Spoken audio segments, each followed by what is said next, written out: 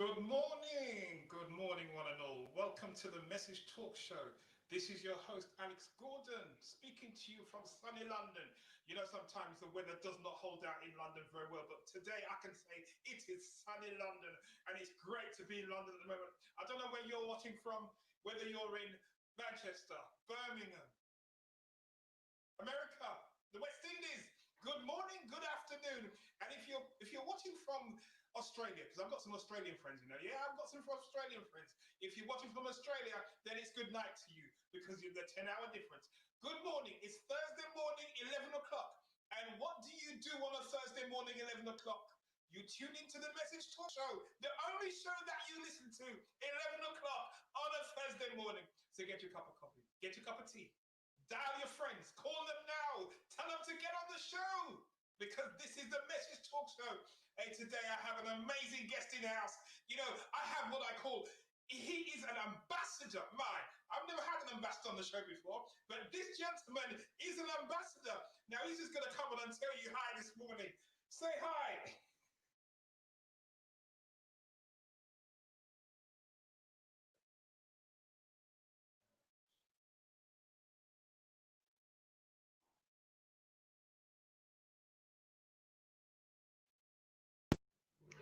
Hi. So we've got some technical difficulties, haven't we? But yo, that's all on my side. I'm muted now. I'm ready. I'm live. I'm in effect, and we're with Alex today. And I know that today is going to be live. I really do. Wow, amazing. So, gentlemen, ladies and gentlemen, I have what I say an ambassador in the house. I've never had an ambassador on the program before. This gentleman is an ambassador. But before we step into the show, I just want to welcome you to the show again today, Thursday morning, 11 o'clock. And I'm telling you, we believe that passionate, mission centered individuals are the people who are going to bring change to the world. Change does not start from the top, it starts from the bottom up. And we've seen that over the years. We've been in a very, what we call, pandemic situation, very stressful. People are dying, people are losing their lives, demonstrations across the world, people are being aggravated, people have been stirred. But you know what? Until you get up and do something yourself, change is not going to happen. And that's what we're seeing happen across the world now. So if you're a mission-centered, passionate individual, get in contact with the Message Talk Show. If you're an entrepreneur, if you're a business person, that's what we do. We help you to go from unknown to unforgettable. This time, you have to be unforgettable.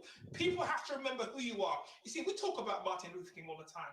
We talk about, I have a dream, as though that was the one speech this gentleman ever gave. But it wasn't the only speech he gave. But we remember that I have a dream, and we've quoted it so many times. And he did not start out to be a social activist. No, he didn't. He was a preacher, just preaching his message every week. But Rosa Parks started something when she refused to move. She refused to move, and that sparked action in the States. And from there, they went looking for a speaker. Then they found Martin Luther King, and what? Hey, today's history. What can you spark today? What are you sparking today with what you have? What are you sparking today with what you've got? So before we jump into the show, let's just go to our sponsor. You are listening to the Message Talk Show and Podcast. Do you believe you have something to share? Do you believe you have something to contribute?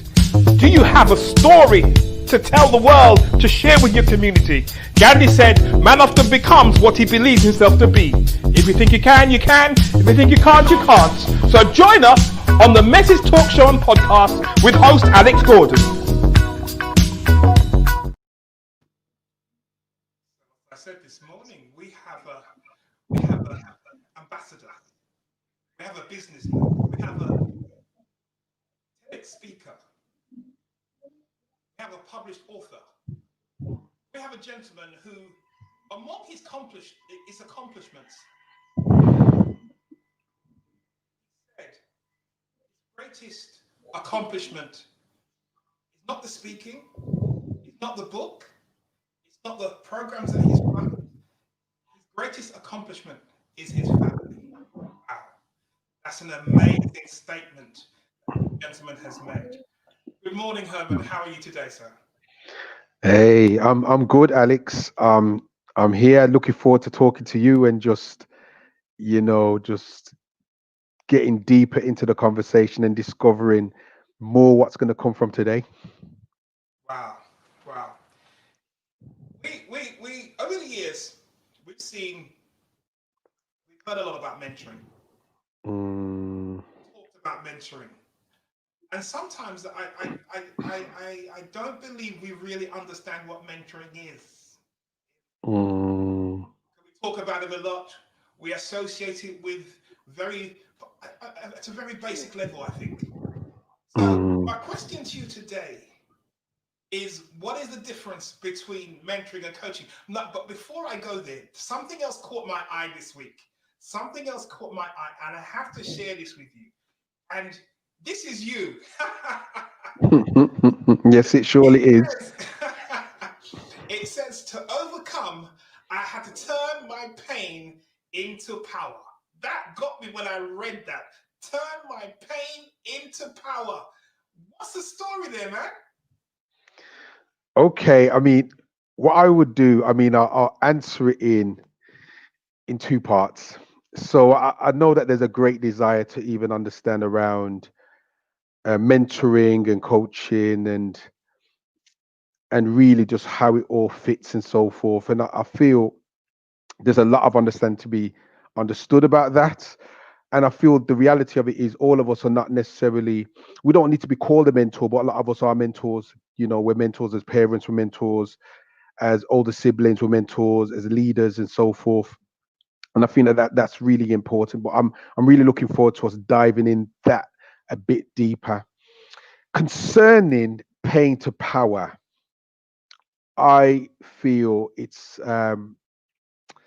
quite pertinent and it's very important for us to understand that we do have a choice. And in life, a lot of times, it's not about what happens to us; it's about how we respond to it. You know, in life, we're always gonna have the temptation or the choice or the opportunity to become bitter or to become better. And for me, the choice to become better wasn't always the choice I took. You know, when I went through many different difficulties along the path of discovering who I am, discovering my passion, discovering mentoring, discovering myself as a believer, discovering me as a parent, me as a father, me as a husband. A lot of the times I went through a lot of challenges that I felt were unfair, that I felt were unjust, that I felt why me. And at times I never processed those things in a healthy way. And that really worked against me. And that's where I really focused on my pain. And I felt at times probably sorry for myself, or I never looked at it in a healthy way. But the more that I've grown, the more that I've matured as a person, I have started to see the purpose of pain. And even if you're a person that goes to the gym or you're a person that does work in a certain way, a lot of times, like the saying goes, no pain, no gain.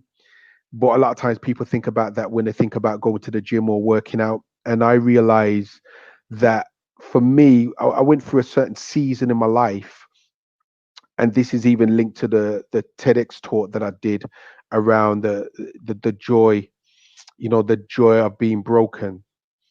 And for me, I realized that at that point in my life, I had processed my pain in a certain way, and I started to see that there was a greater depth of my speaking or my mentoring or my leadership or when I was sharing with others, because the pain had been processed and it had been it was like a catalyst to go into the next level. So that's when I talk about I turn my pain into power. That's a really surmised version, but that's it.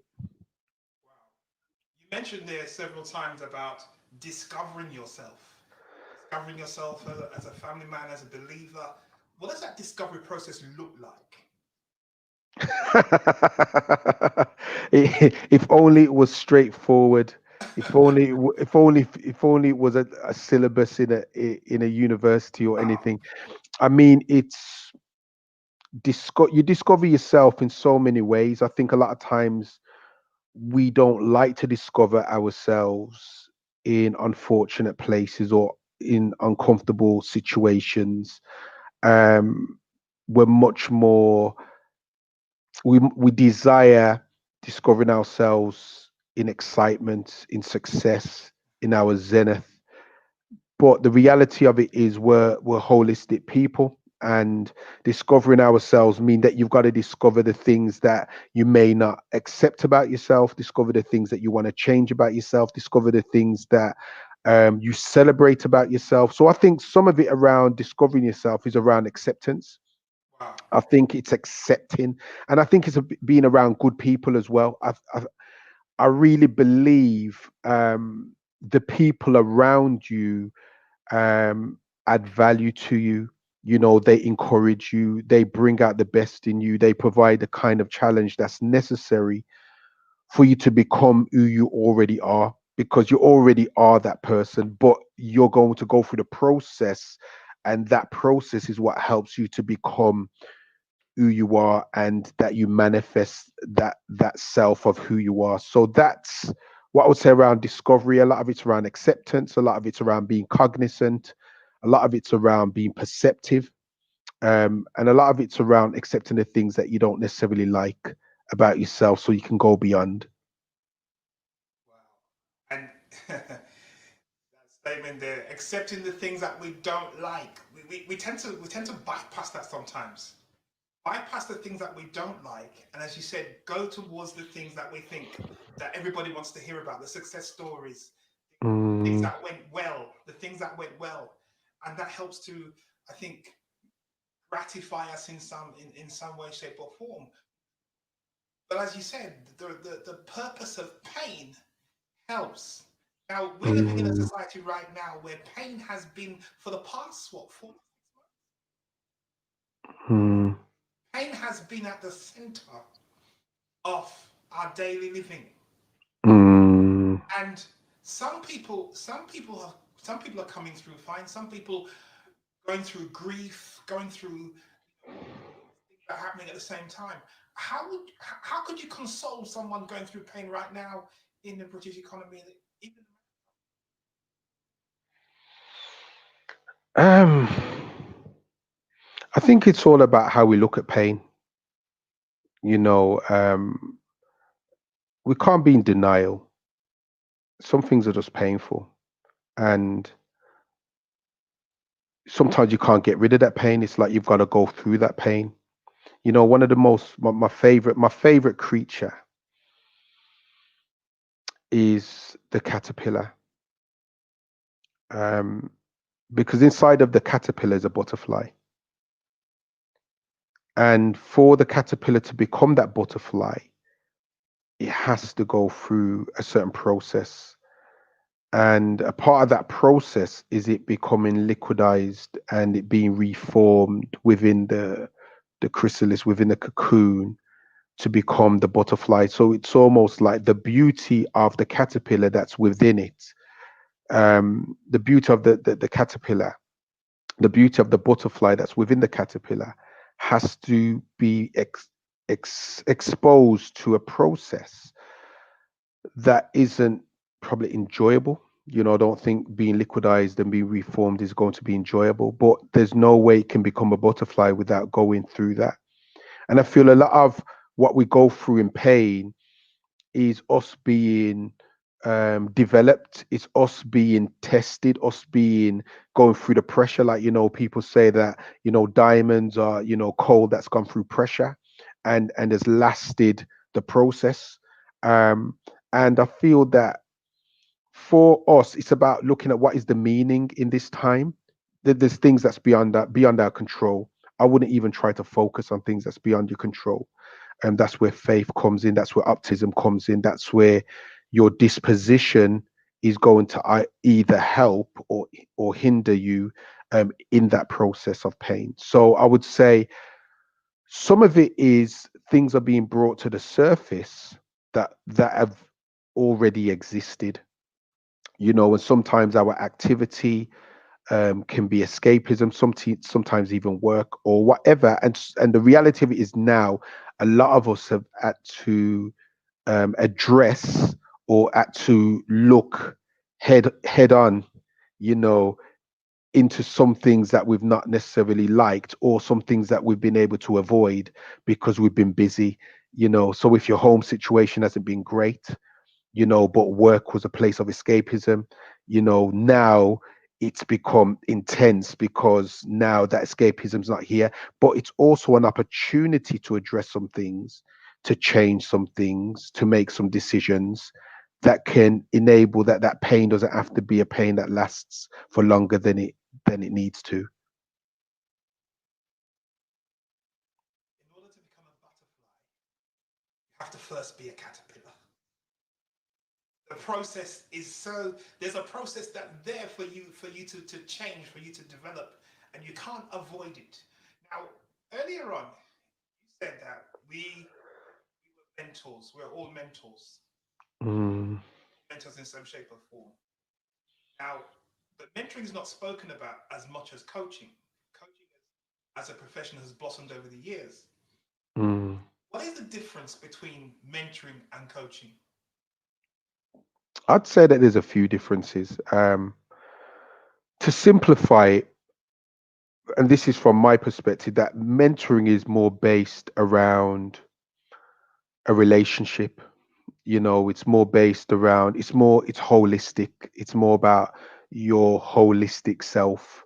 And a lot of times I would say coaching is around a skill. It's around a subject. It's like you've got a tennis coach. The focus predominantly is going to be around tennis, you know. And I would say it's more that you're developing someone's skill set. Do you know what I mean? And a lot of times, even with coaching, um, the coach may not have necessarily experienced the success, um, or in that arena and so forth, but they're coaching you to be that successful. I mean, a great example is like Alex Ferguson, you know, as a coach. Um he he wasn't in the Premiership as a baller. He never reached the heights as a footballer and then went into coaching. He played football for a while, but then he went into coaching. He's one of the most legendary coaches because he learned and knew and discovered and developed how to coach. But a lot of times with mentoring, it's almost like the person has had to have done it. They've already been there, they've experienced it, so now they're sharing their experience, that they've been to this place and they're talking to you about this place. They're talking from their personal perspective, and then you're learning from their story, you're learning from their experience, you're learning from their hindsight. So I feel that those are some of the differences between mentoring and coaching. And I would say with coaching, you're looking to the future, you're coaching around something, you're moving forward. Mentoring can be something that's retrospective, something that's looking back, something around hindsight, and more around the development of a relationship that helps you to glean off someone's hindsight. And that could be, a business mentor, that could be a personal mentor. But there's different types of mentors for different types of things. Now, you've gone into organizations to help them develop mentoring programs, to help them develop Mm, themselves in a mentor capacity. mm. What, how does organizations take on board mentoring in a way that helps the employees develop rather than coaching? I'd say mentoring is a very powerful mechanism if you understand what it really is. I feel mentoring is very misunderstood. I feel that it's loosely used, and everyone's a mentor, and because of that, sometimes people don't understand that there are levels to mentoring. There's a art to mentoring, there's a science to mentoring.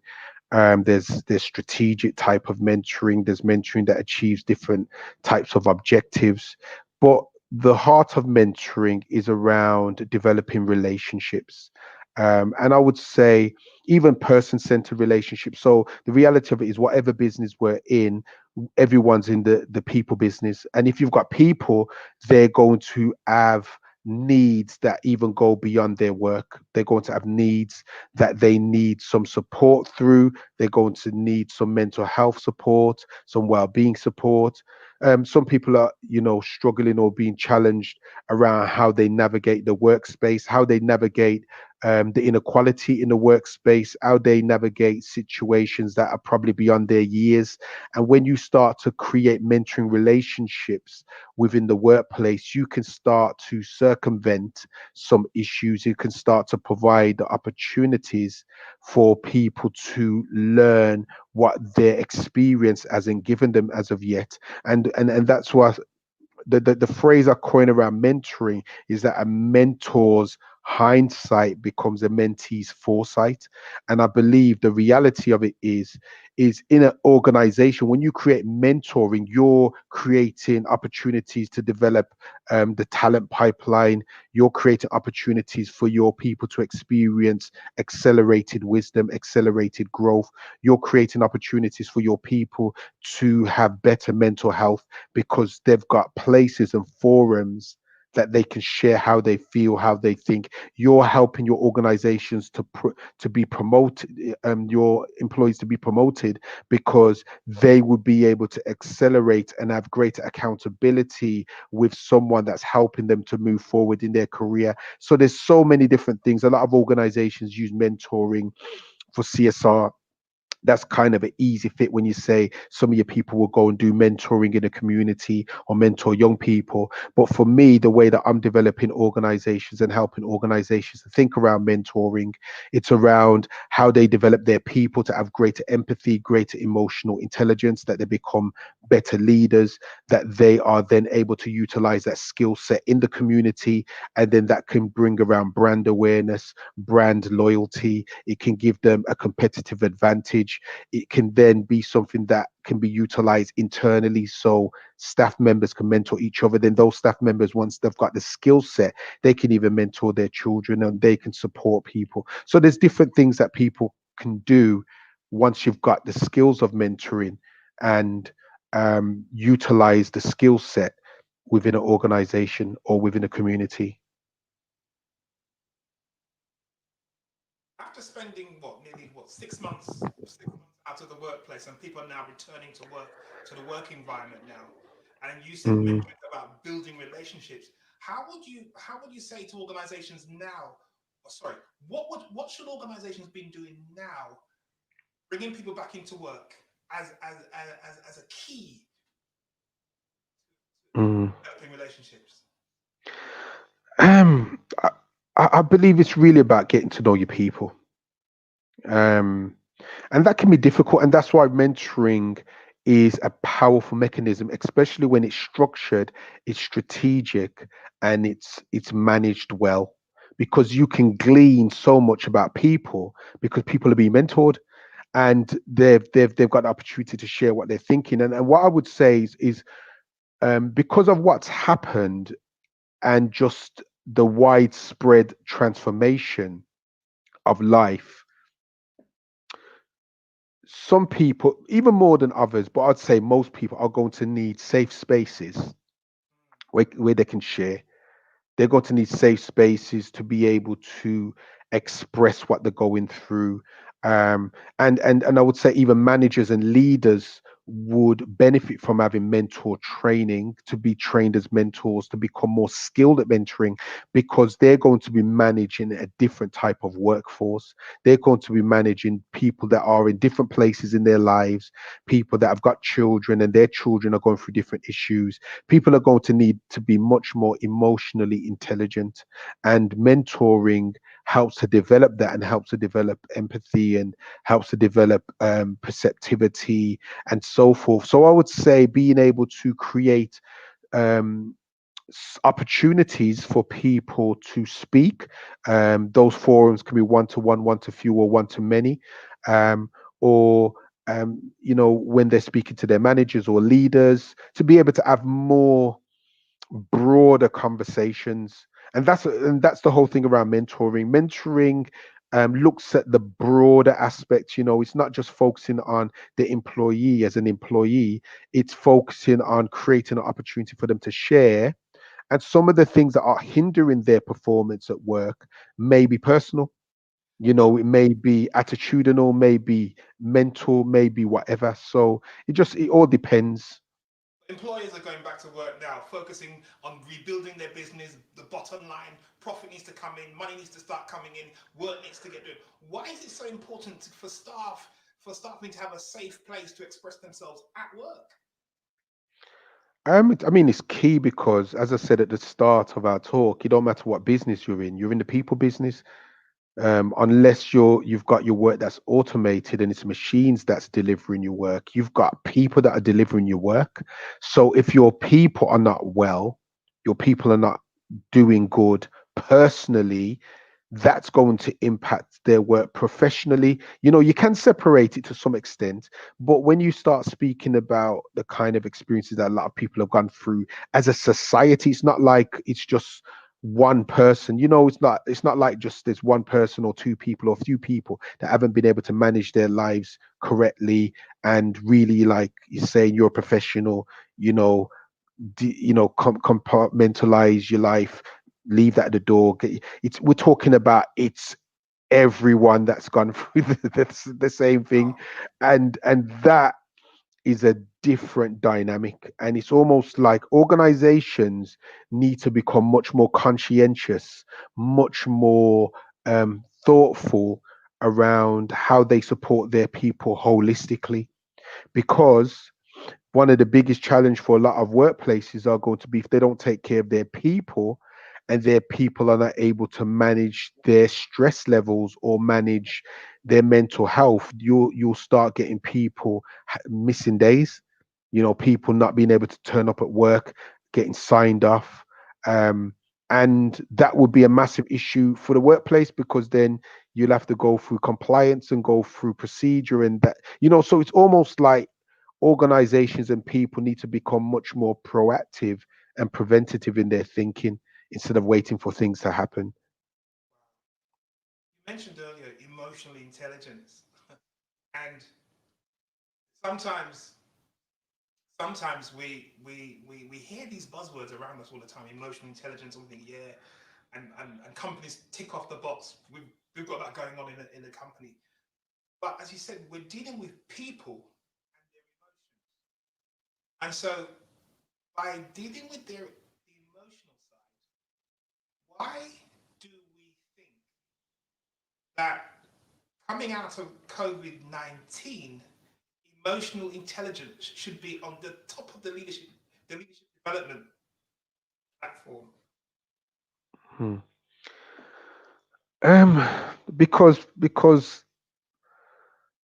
society at present now is much more needy. It's a different landscape. The landscape is different, not just in you know socially or economically. It's family, personally, spiritually, mentally. It's everything. It's so different. And the biggest things that really impact people is, mental, spiritual, emotional. It's them as a person, because they're people first. We are all people first and professional second. And I feel that there's a big shift in people are having to address their identity as well. Because if work is something that has given you the sense of meaning of who you are, and all of a sudden you're not at work, then it's easy to think, who are you? And it can impact your self-esteem and impact your sense of self and all that kind of stuff. And all that stuff impacts work, it impacts relationships. Relationships will impact work. So it's just all connected. So And if work has been your source of identity, and all of a sudden you've been pulled back from work, you've been yanked out of that position, you believe that really affects the way you feel about yourself? well, it would, wouldn't it? If your work is what gives you confidence, or your work is what gives you a sense of this is who you are, and that makes you feel relevant, that makes you feel like you belong, or your work environment is more healthy than your home environment, then that would impact you as a person. It would. This is amazing. I mean, we have gone so deep with this on that emotional intelligence level, because I remember speaking to Dr. Rochelle Carr, and she was talking about this as well, about the shift in organizations to dealing with people on this level. But I never really thought that mentoring kind of connects it all, and it seems like mentoring is the grit that connects all these elements. And not Mhm. Well, it's definitely it's yeah. I would say it's the I would say it's the mortar.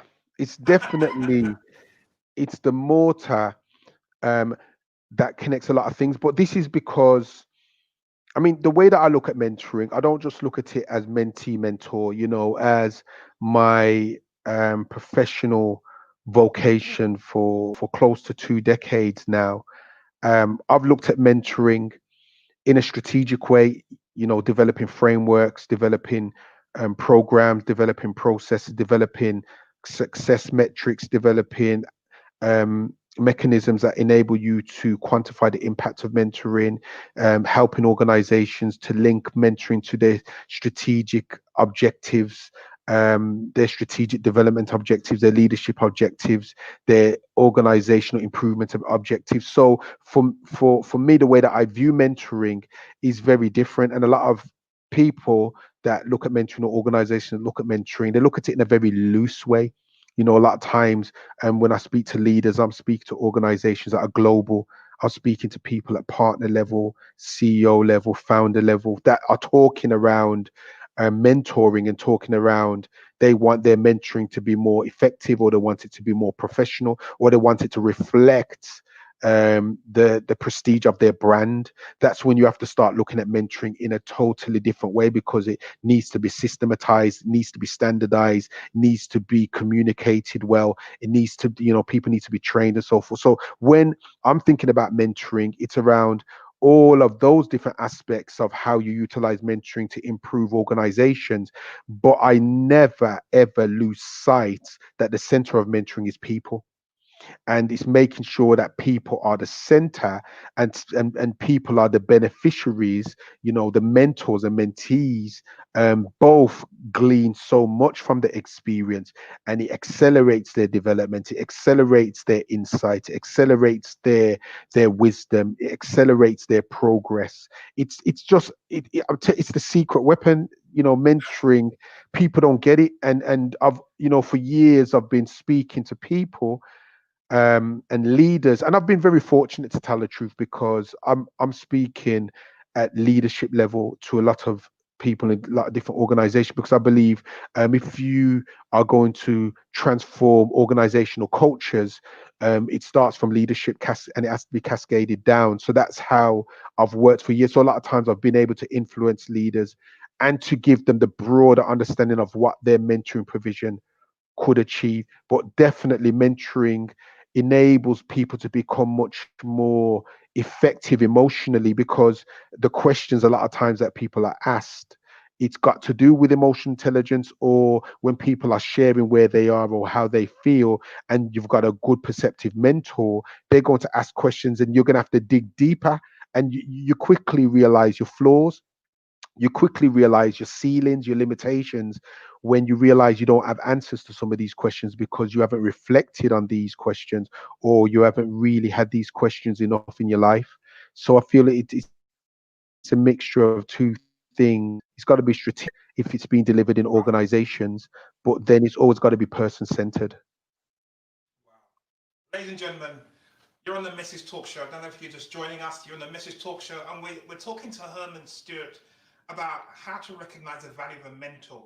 And he's showing us and opening up to us how mentoring can help organizations rebuild after during the pandemic, and after the season of people being away from home, going back into the office. And he's talking about putting structure and systemizing the whole process of mentoring. But what I'm worried about there is that because we're dealing with people and we put a system in place, is it sometimes just become a tick box exercise? Well, it depends, in it depends if your system is there for tokenism, or if it's there for orchestration. Order is important. If you're in an organization, I mean, it's in the word, isn't it? It says organization. So if you're delivering mentoring in an organization, it would benefit from being organized. Plus, if there's no system in place, you can't, um, or you will find it extremely difficult to be able to identify the return on investment. It'd be very difficult to identify the impact of your program, and that's why I create systems. It's more around being able to create frameworks. I think framework is an even better word. It's about having a framework that everyone that's involved in the mentoring program process, they understand their part in it. Framework is as simple as knowing how do you get onto the program, how do you recruit your mentors, the frequency of your sessions, when do you evaluate. It's all those things that are necessary if you want to have a program that is exceptional, if you want to have a program that's effective, and if you want to have a program that's efficient and one that is able to justify your return on investment, because investment isn't just a monetary issue. Investment is always a time issue as well, because mentors have to take the time out to mentor and mentees have to take the time out to be mentored. So you've got to be able to justify all of those things, and by doing that you see the great benefits of delivering mentoring at that level. That's amazing. Let me take this back to the mentor, because there's a question here coming from the public. And the question is, what sustains the mentor to be consistently giving? What sustains What sustains a mentor to be it's consistently giving? um I would say, for you to consistently be nourished, for you to consistently be replenished, for you to be consistently mentored, supported, guided, you to receive that as well. And I feel a lot of times people are mentoring and they may not necessarily know how best to mentor. Sometimes mentors are not trained. As I said, we're all mentors. I'm not naive to the fact that not everyone that is a mentor has to be trained to be a mentor. There's a lot of mentoring happening, and sometimes your mentor isn't, you don't even call them your mentor, but you're being mentored. You know, Parents are mentors. Um, Cub Scout leaders are mentors. People that work in faith groups, community centers are mentors, but when you start having to evidence and qualify your effectiveness as a mentor, that's when you start bringing it into a realm where it's professional mentoring. Yeah. So I would say, if you're a mentor and you're doing it and it's your profession, I would say you need to continue to be replenished anyway. And whether you're doing it within the community, wherever you're doing it, wherever, because the reality of it is you can't give what you don't have, you can't give what you don't possess.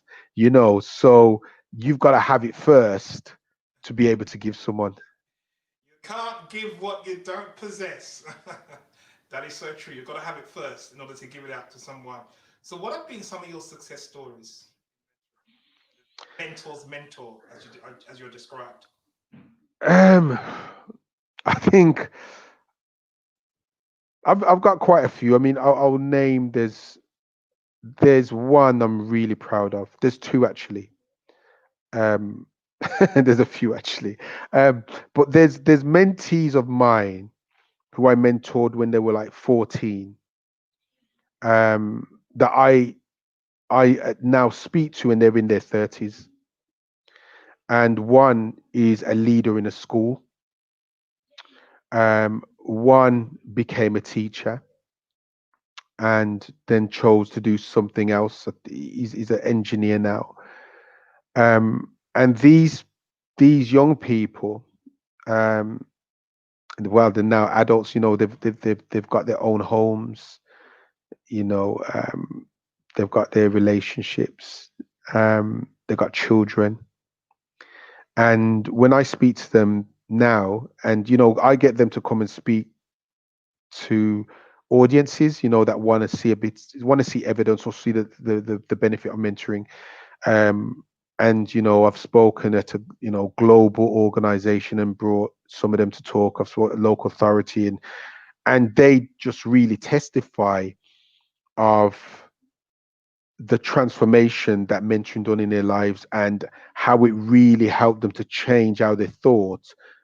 Because if they didn't change how they thought, they wouldn't be where they are now. And they attribute some of their success, especially when they were younger, just the guiding them onto certain paths, that the mentoring that I provided for them was life changing.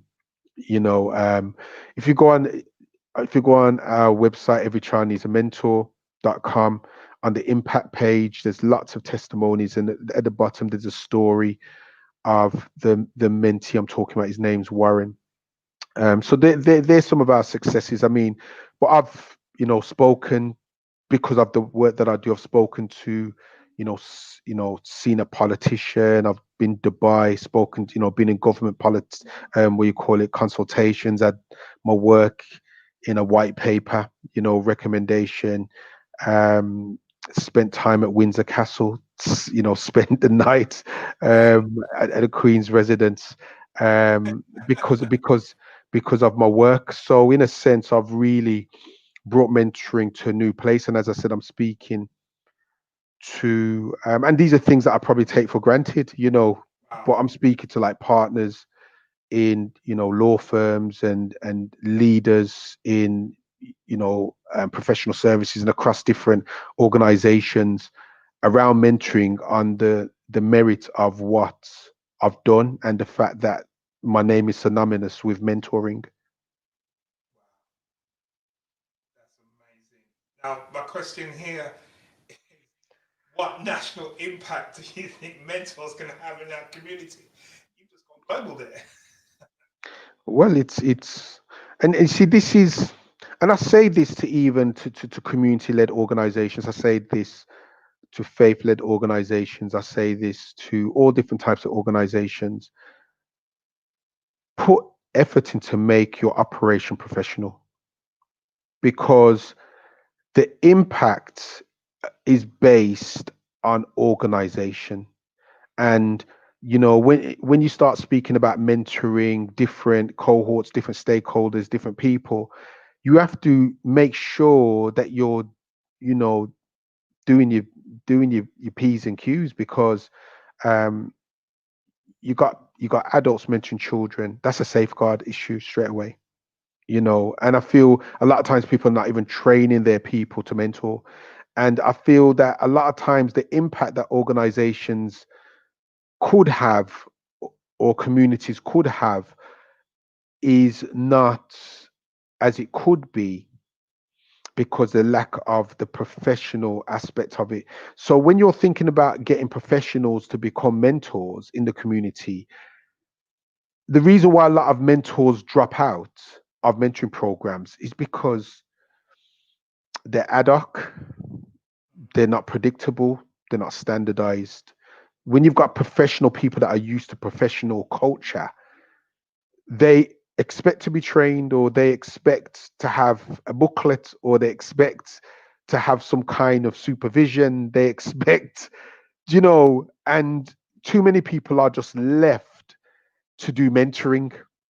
And I feel that that's why a lot of community organizations or communities or even nationally have not benefited, and even big charities. I'm not even just talking, it's not just community organizations.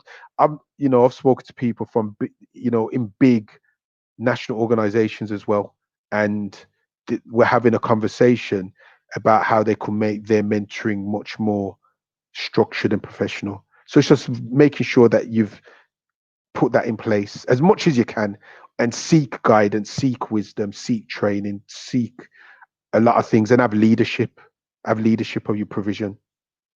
So that word you used earlier, framework, that seems to be the key here. A Mhm. framework in place that can be measured. Yes. But if you don't think like that, if you don't operate, if the basis on which you've been operating does not come from that kind of understanding, and you've kind of just, when you've done something ad hoc and it survived and it had some results, how then do you shift someone who works in an ad hoc kind of way to then say, let's bring a framework in place and work in a more structured way? How do you shift someone to do that? Well, you can't really shift people. They've got to have you've got to have a desire. The reality of it is, you don't know what you don't know in it. If you don't know, then that is it's okay. But when you then find out that there's more, then that links into like someone's personal culture or an organizational culture. I feel if you have an organizational culture that you want to be exemplary, or you want to do well by people, or you do want to do good, you're going to probably see, okay, there's a better way to do it. Okay, you're interested in that, you know. Um, if you're a mentor and you discover there's a better way to do mentoring, you're probably going to want to do that. So it's very important for people to understand that when you're doing mentoring, and I feel like this is so important.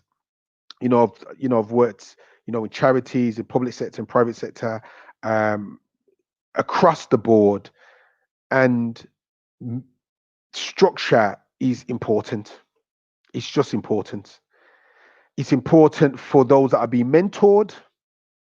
It's important for those that are doing the mentoring, because it encourages consistency, it encourages transparency, it encourages accountability, it encourages quality. And that's why it just makes sense to invest the time. And there's times you then have to do the investment of finance to put something in place that reflects professionalism. But it's always remembering, and I feel it's important for us to go back to this place, is that it is for the recipients, it's for the beneficiaries. So more professional the structure is the more those children that need to be mentored, or those young adults or whatever, they get a better service. They get a better service. Yeah. The framework that's been put in place. Herman, time is upon us. If there was a sentence, well, let's not say paragraph, let's not say chapter, if there was a sentence that you could give to the community right now about mentoring, what would that be? Do mentoring properly, because mentoring is about legacy. Mentoring is about legacy. Now, I never tied mentoring into legacy. Mentoring is about legacy. Because after you've gone. Wow. Herman, thank you so much for talking to you today. Time's upon us right now. And we've enjoyed this conversation so much. It's time disappeared. But there was one more question I wanted to ask you. We didn't talk about it. You're an author. You're a published author. What's the book called? The book is called Every Child Needs a Mentor, and I would advise any aspirant mentor, or anyone that wants to understand mentoring structure or programs or so forth, to get that book. I feel it's to be able to spend so much time to write a book, and pour one's life in to make sure that you can get the message, and you can buy that for £15, or less. That is like, it's a no-brainer. So yeah, every child needs a mentor. I would say even go to the website everychildneedsamentor.com, and that would show you a lot around mentoring as well. Every child needs a mentor. That is so true. Ladies and gentlemen, thank you for listening today to myself and Herman Stewart talking about recognizing mentorship, mentoring. Mentoring is about legacy. Mentoring is about putting a framework in place. And mentoring benefits the recipient. So it means that when you're putting these things in place, you have to understand receiving it, it has to be structured so they can receive it in a very practical, monitored, measured. Organizations wants to bring change. Individuals want to bring change. And according to Herman, mentoring is the key. Am I correct, Herman? I would say it's definitely when you've got a key ring, it's definitely one of the keys, and it's an important one. Definitely. It's an important key. Ladies and gentlemen, thank you so much for tuning into the Message Talk Show. Join us on Thursday, 11 o'clock, while I go to my sponsor now to say goodbye to you all. You are listening to the Message Talk Show and podcast. Do you believe you have something to share? Do you believe you have something to contribute? Do you have a story to tell the world, to share with your community? Gandhi said, man often becomes what he believes himself to be. If you think you can, you can. If you think you can't, you can't. So join us on the Message Talk Show and podcast with host Alex Gordon.